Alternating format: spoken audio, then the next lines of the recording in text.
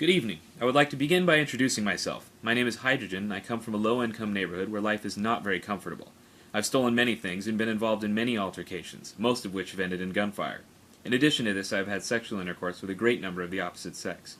In contrast, and despite the lack of legitimate evidence, I believe you to have been involved in a fair amount of homosexual activities.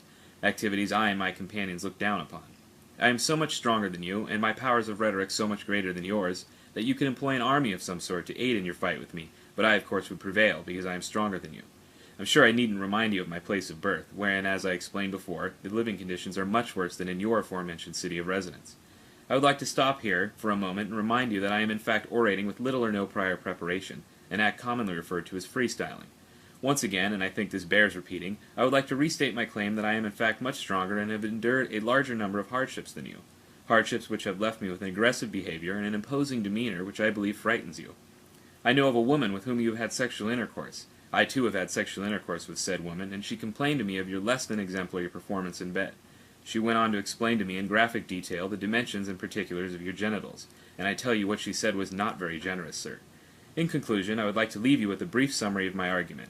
You, sir, are a weak, timid, and untrustworthy homosexual. The city in which you live is not nearly as difficult to live in, nor is it in such a high state of disrepair as mine.